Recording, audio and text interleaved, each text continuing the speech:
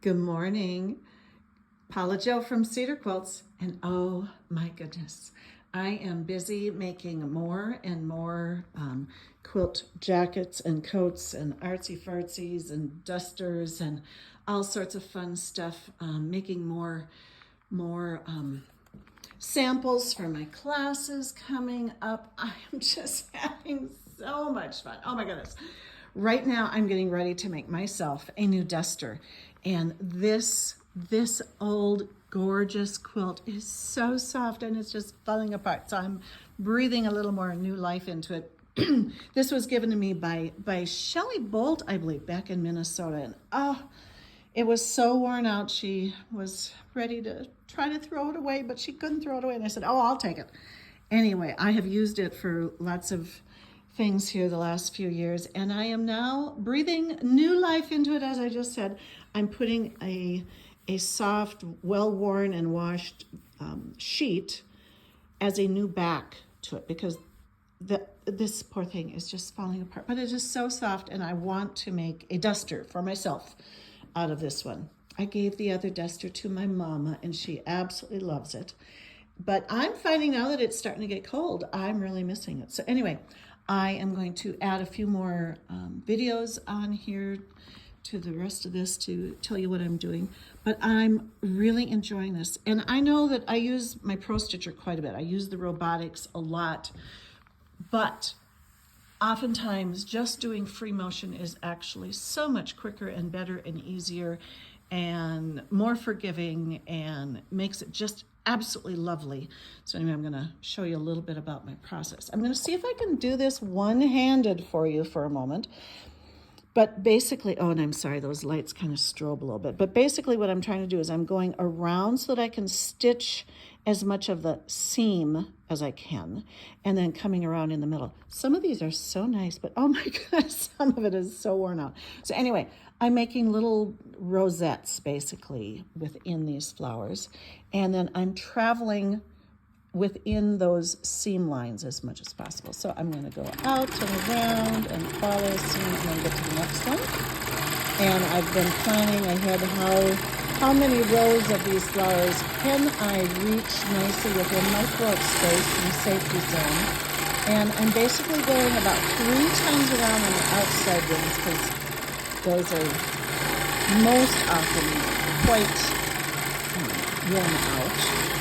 So anyway, I'm doing about 3. So if you have good music going, it really helps. So 1, 2, 3, 1, 2, 3, 1, 2. Anyway, I'm going around and around numerous times until I get back to the first one. And because I'm extending out beyond the edge a little bit, I'm getting some of the white background fabric as well, because in some places the white background is really pretty solid, but oh my goodness, there are places where the background white is also falling apart. So anyway, as I do the outer petal of any flower, I'm also getting into this white a little bit. And then once I finish one row, one ring, then I go around the other ring, around the roses, all the roses. So anyway, I'm doing about 2 usually on this center ring, because I've already spun around the tops of those, right here. I've already stitched a little bit, so I don't need to do as much. And then I come to the middle, and then again, I'm going to follow through the pathway down to the next one. And this is working really well. This is a great way to practice free motion, is to put an old quilt on the frame. It already is pretty well held together, so it's not that you have to stitch every last little dab of it, but you want to stitch enough of it. And it's a great way to practice free motion, being consistently inconsistent, but with a plan. And it's a fabulous way to just stitch and enjoy and listen to some fun music or a podcast or a few quilting videos.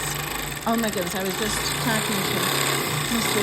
Taldak Hansen and Helpful that one of the next things we want to do in here is we want to install my big screen TV. I'm not a big fan of TV most of the time, but I do like to watch quilting videos. Go figure.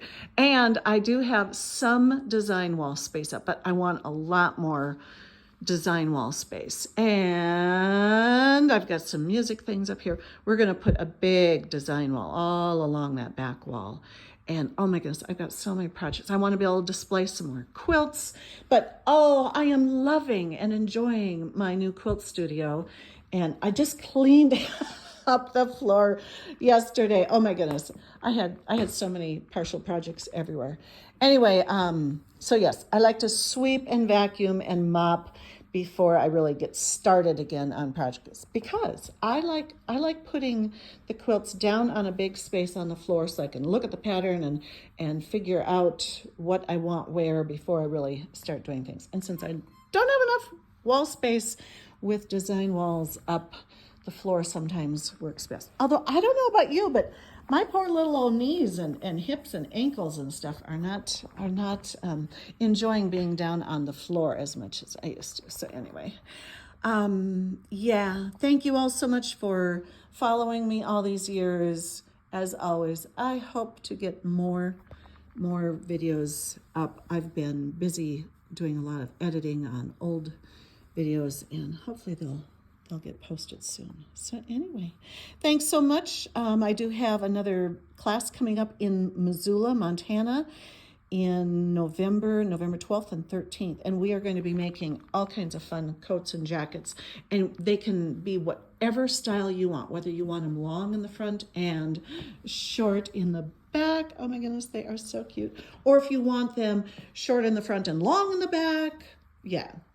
Or short everywhere, or if you want a cute little bolero jacket, yeah, however you want to do it, we can make it work.